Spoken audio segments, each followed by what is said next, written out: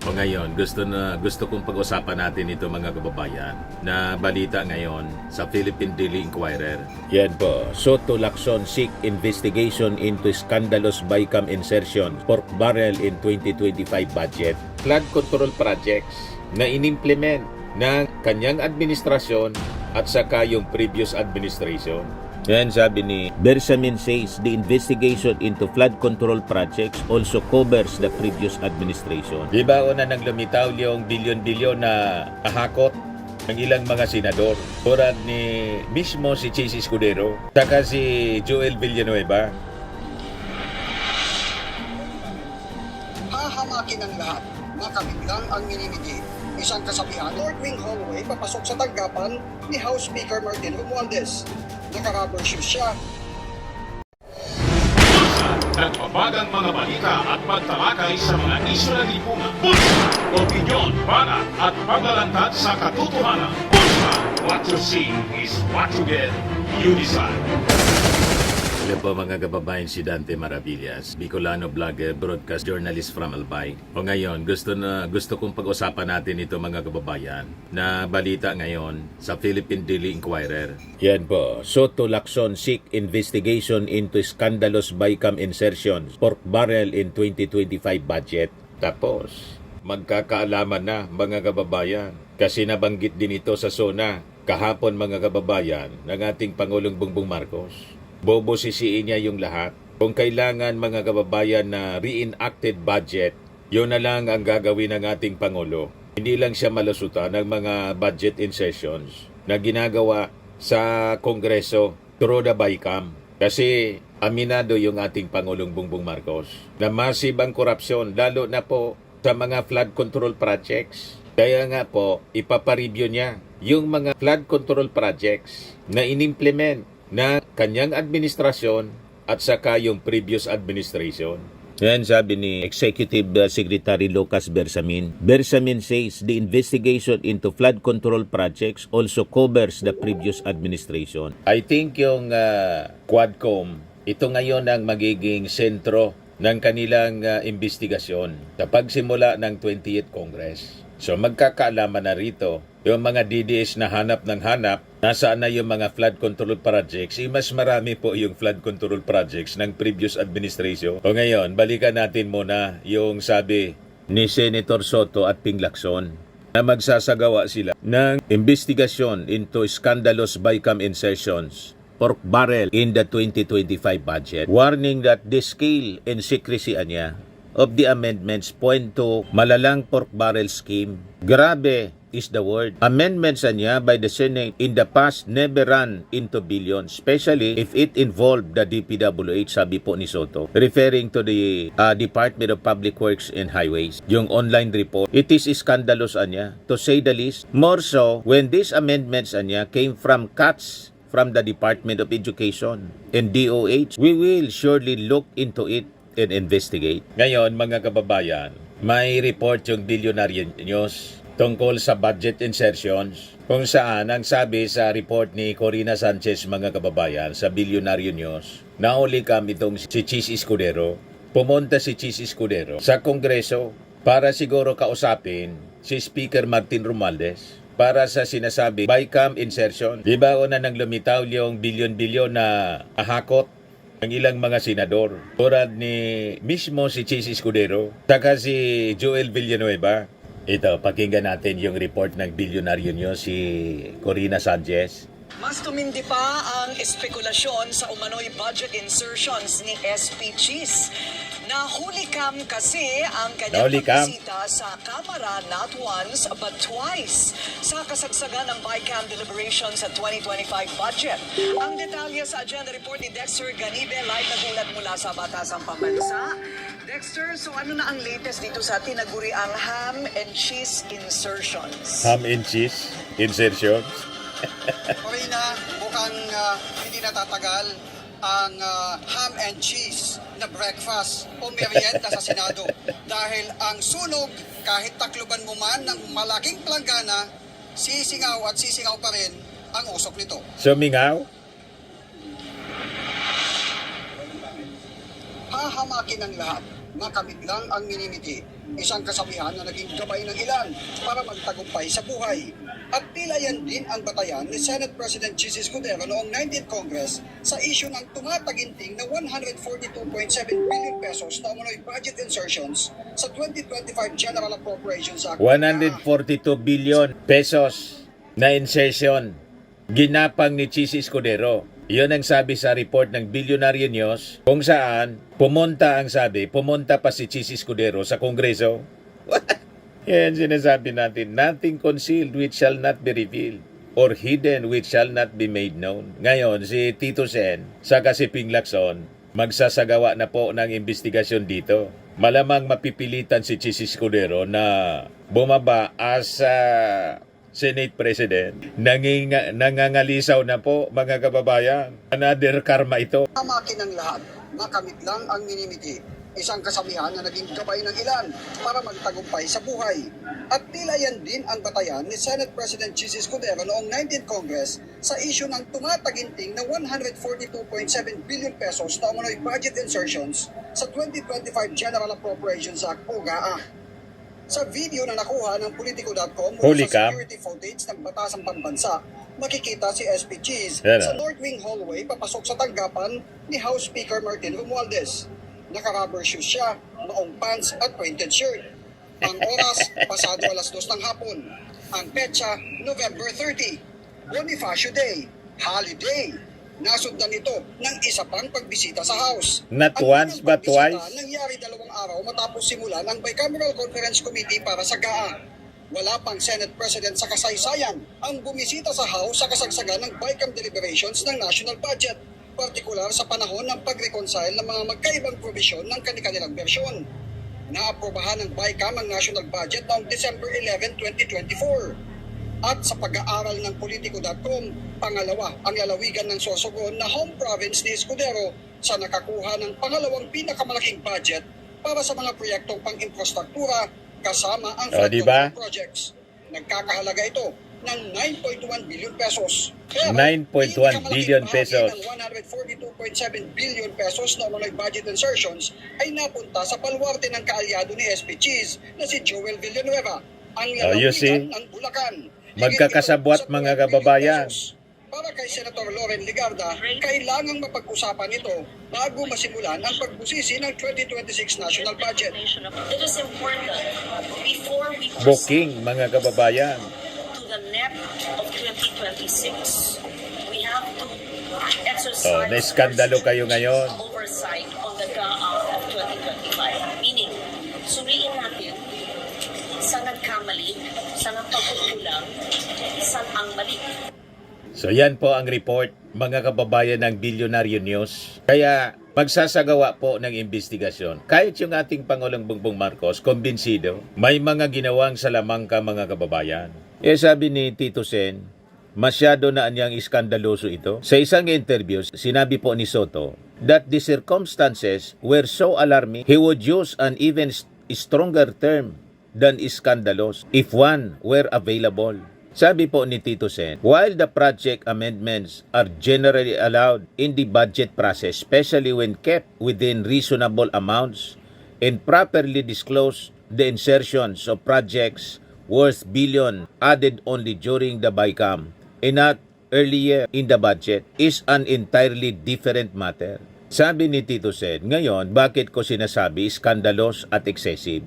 Pagka ganyang bilyon-bilyon ng usapan at hindi ninyo nilagay sa budget, kundi nilagay ninyo sa BICAM, ay tika muna, ibang usapan na yan. Malalang pork barrel ang tawag dyan. Ang tawag niyan, busog-lusog, si ham and cheese. Yan ang ibig sabihin, mga kababayan. Nakita ninyo na, nothing concealed which shall not be revealed or hidden which shall not be made known. The former Senate President was responding to growing scrutiny over the 142.7 billion pesos in so-called BICAM insertions, flagged by Vera Files, which obtained and published a 103-page document outlining last-minute amendments. These amendments allegedly introduced during the bicameral conference committee process, reportedly led by Senate President Francis Cheese Escudero, channeled billions of pesos into flood control and infrastructure projects, particularly in Sorsogon, Escudero Home Province, as well as in Bulacan, the bailiwick of his ally Senator Joel Villanueva. In Davao, the home turfs of Senators Bongo in Bato de la Rosa. Nagsabuatan sila, mga kababayan. Sino ang beneficiary sa pagsasabuatan nila? Umayos kayo. Si Joel Villanueva, kaya magkakakampi sila, mga kababayan. Si Bongo, saka si Bato de la Rosa. Di sumingaw na. Yung baho ninyo, sumingaw. Yan kasi. Tapos palinis kayo. Kala ninyo kung sino kayo mga malilinis na tao. O ngayon, ano nangyari sa inyo? O diba? Sabi po dito, many of the projects according to the Vera Files report were split into multiple phases of packages, raising concerns about transparency. Some allocations reportedly reached several hundred million pesos for what appeared to be repeated listings of the same project, while other entries lack detailed technical descriptions. Dinadaya yung mga projects, mga kababayan. Pagkatapos, sasabihin ng mga DDS, hahanapin nila yung mga flood control projects. O ito na po, nagkabukingan na, sumabog sa mga pagmumuka ninyo. Yan kasi. Yung sabi ni Lucas Bersamin, the investigation into flood control projects also covers the previous administration. Remate, mga kababayan. Soto is not alone in raising the alarm. Senator Ping Lacson, who Soto noted was among the first to scrutinize the alleged insertions, has also voiced deep concern over the ballooning allocations for flood control and the persistent lack of result. Lacson has sounded the alarm over the national government's flood control spending, describing it as absurd that nearly 2 trillion pesos has been allocated in the past 15 years while communities continue to be inundated during storm. The last 15 years. Ngayon sinasabi natin, ang pinatayo, inaanapan ng mga DDS ng accomplishment. Bakit daw laging binabaha pa? 3 years yung ating Pangulo nakapagpagawa ng 5,000 plus na mga flood control projects na ngayon, sabi, pinag-utos ng ating Pangulo, i-review. Kasi siya mga kababayan. Bakit despite sa mga allocations na to, bilyon-bilyon, hindi man lang maramdaman yung mga infrastruktura. Lalo na yung previous administration po, 13,000 flood control projects. Malamang sa malamang mga kababayan, pinaghati-hatian. Hindi kayo kukonsintihin ng ating Pangulong Bongbong Marcos. Kaya nag-warning siya. At hindi lang warning, magsasagawa po ng review. Yung Palasyo Malacanang, lahat ng mga projects, isa sa ilalim po sa review. You see? So sabi dito, Lacson remarks came as Typhoon Crising, the southwest monsoon, in back-to-back storms Dante and Emong again brought widespread flooding to Metro Manila in surrounding provinces. Isn't it absurd that the rise of floodwaters in our Malas country is directly proportional to the increase in the annual budget for the national government's flood management program? Sabi po ni Lacson sa kanyang post sa Twitter, formerly Twitter X. So sabi niya, for 15 years since 2011, the DPWH is supposed to have spent almost 2 trillion pesos. And yet, ito nga ang sitwasyon natin. Kaya sabi ni Lacson sa interview ng DCWB, ako, ilalabas ko yan, flood control budget, sa budget deliberation or even before dahil binabalikan ko yung buong 15 years. Kasi mahilig ako sa historical data para makapag-establish ng pattern. Alam mo, for the past 15 years since 2011, ang nagugugol natin, ang nailaan natin na pondo, hindi naman sigurado kung ito ay nagamit lahat. Yung iba kasi nakapisaro, issuance of SARO or Special Allotment Release Order. Parang for the later release, at least yan sa 2025. Pero yung nasa kwenta namin, noong aming nire-research since 2011 hanggang 2025, ang nilaang pondo, ang reference ko dito, GAA, General Appropriations Act, official documents. So, 1,907,880,000,000. So, almost 2 trillion for the past 15 years. Matindi po. Para lang sa flood control. Lahat na inanod, mga kababayan. Ang totoo, hindi man inanod. Binulsa lang yan, mga kababayan. Yan yung sinabi ng ating Pangulong Bongbong Marcos. Alam ko naman anya yan. ang mga gawaing ganyan. Lacson pointed out that the national budget for flood control has grown dramatically from just 11 billion in 2011 during the Aquino administration to over 100 billion by 2018, panahon ni Digong, and then rising further to 280 billion in 2023, panahon na ng ating Pangulo, 349 billion in 2024, and 346 billion in 2025. Kaya sabi niya, bakit directly proportional ang pagtaas ng flood water sa pundong nilalaan natin para sa flood control? Parang isang paradox, irony, para bang absurd na tika, hindi ba dapat bumababa yung flood waters? Hindi nagra-rise dahil naglaan na tayo ng mas malalaking pondo? Bakit directly proportional? Pataas ng pataas yung budget sa flood control, pataas ng pataas din yung baha. Imbis bumaba yung baha, tumaas kasi yung corruption. Parang something is very wrong, di ba? Kung di man sa management, baka sa planning, baka sa polisiya. Matindi, mga kababayan. Lacson clarified that these amounts cover only the allocations for the Department of Public Works and Highways and do not include the separate flood control funds managed by the MMDA for Metro Manila. Kaya talaga, itatalakay ko ito kung hindi man sa privilege speech o sigurado at least sa budget deliberation. Pag natalakay na yung budget ng DPWH or even sa DBCC or Development Budget Coordination Committee General Principles. As about accountability, sabi po ni Ping Lacson, the first agency niya that should be scrutinized ay yung DPWH since its personnel have remained in place across different administrations. He stressed that it is important for the DPWH to account for where the funds actually went rather than simply pointing to previous officials. To illustrate his point, Lacson said he even calculated how the massive daily spending on flood control could have been used. Kung 348 million a day ang nilalaan na pondo para sa baha sa flood control, nag-research ako magkano ba ang cutter suction dredger or dredging machine. Yung mid-size na dredging machine, ang presyo niyan is between 1.8 million and $8 million. Kaya palaan niya natin bumili ng isang dredging machine araw-araw at may sobrang 65 million pesos. Katakot-takot na dredging machine yan. Dapat wala na tayong baha kung sa dredging lang natin daanin.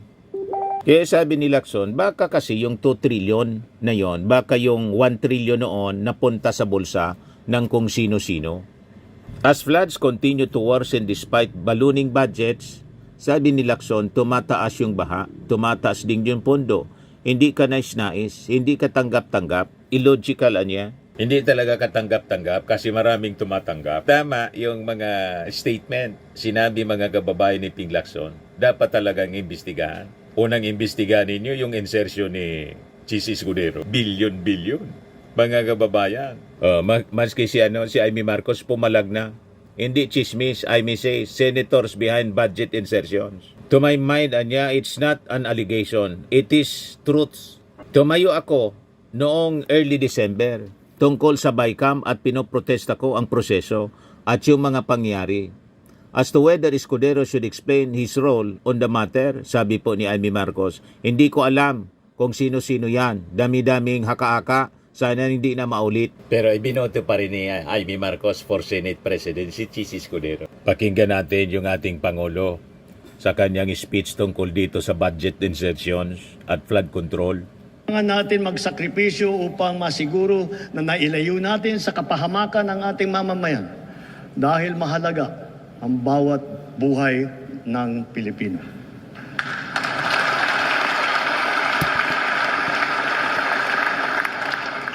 Kamakailan lamang, nag-inspeksyon ako sa naging epekto ng habagat ng bagyong Krising, Dante at Emong. Kitang-kita ko na maraming proyekto para sa flood control ay palpak. Palpak At yung iba, at gumuho, guni. guni-guni, ghost Huwag na po project, tayo madaling magkunwari. sabi. Alam naman ng buong madla na nagkakaraket sa mga proyekto. Alam ng madla ang racket ng mga politiko. Mga kickback mga errata, SOP, for the boys.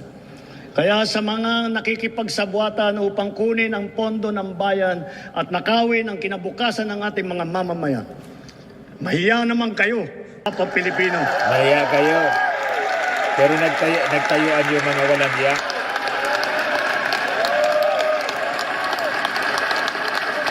Mahiya naman kayo sa mga kabahayan nating naanod o nalubog sa mga pagbaha. Mahiya naman kayo, lalo sa mga anak natin na magmamana sa mga utang na ginawa ninyo nang binulsa nyo lang ang pera.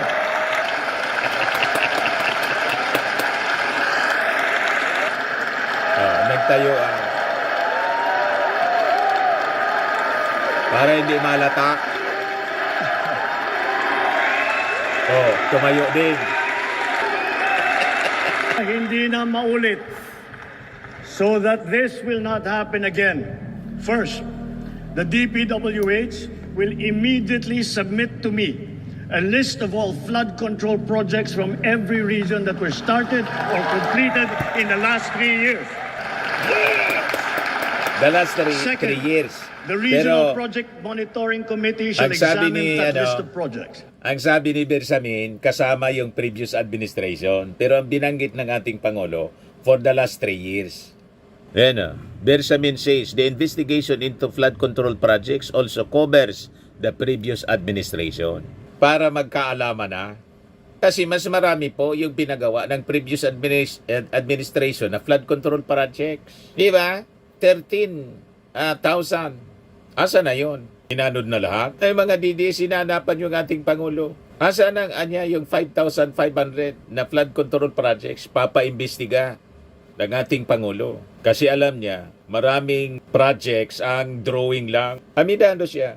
Kaya i-review niya. Ipapareview niya mga kababayan. And give a report on those that have been failures, those that were not finished, Tapos, and those that are alleged to be ghost projects. ayos. Remate.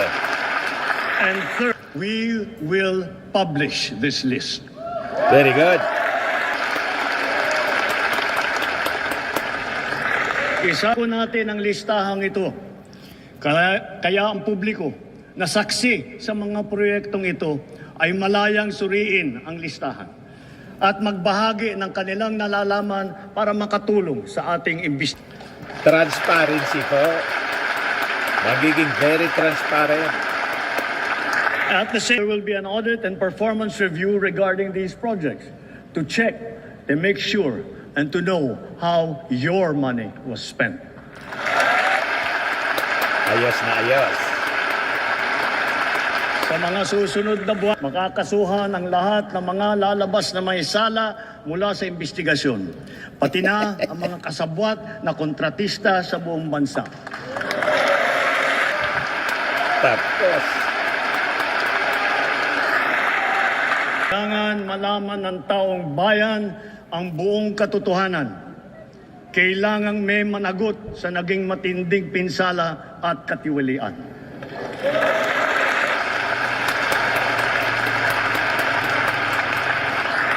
Therefore, for the 2026 national budget, I will return any proposed general appropriations bill that is not fully aligned with the national expenditure program. tapos.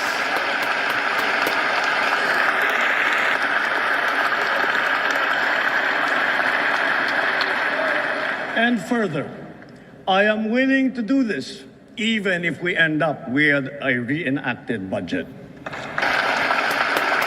Hindi ko aaprubahan ang kahit anong body alinsunod sa plano ng gobyerno para sa sambayanang Pilipino. Mga kababayan, sa paghantok sa kalahati ng termino ng administrasyon, susuong tayo sa susunod na 3 taon. Daladala sa aking puso ang mga leksyon na natutunan ko mismo mula sa inyo.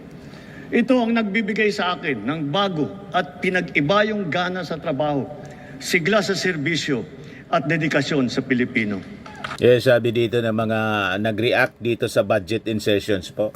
Sabi ni Arthur Quiñones, huwag palusutin yan, kasuhan yan sila Escudero at Villanueva. Sabi ni Paulo Dacot, yan dapat, gusto nyo accountability? Ito yung pinakamalaking iskandalo na dapat talaga imbestigahan. Isama na rin yung 81 billion sa PhilHealth na transfer kung saan-saan. Sabi ni Leo Madios, hope these BICAM insertions be investigated thoroughly. It involves the hard-earned billions of people's money. Sabi sa post ni Ping Lacson sa kanyang ex account, graph ridden flood control projects. That's why I clap the loudest in the longest. He also said he will not sign the 2026 budget bill passed by Congress if not aligned with the government's National Expenditures Program. I clap again, even louder and longer. Sabi po ni Ping Lacson. Firmax Firming and Lifting Cream, pinapahid po sa mga pulses in affected area. Mainam po sa paninigas ng mga kaso-kasuan. Ito naman po, Automax Radiant Serum. Sa mukha naman yung application, anti-aging po siya. You will look 10 years younger than your age. Sa mga cancer patients naman po, baka lang gusto ninyo itong itry. Neng siya red mixed fruit drink. Hindi mo po siya gamot, food supplement siya. Kaya lang, gawa siya mga kababayan sa goji berry. Yung goji berry, may anti-cancer properties. O ngayon, yung mga inquiries ninyo, dumiritso na lang kayo sa aming messenger sa Facebook para masagot namin agad. Ayos pa? Ayos na ayos niya, Mr. Maravilla. But anyway, ito po pala yung aming bagong product na binibenta online.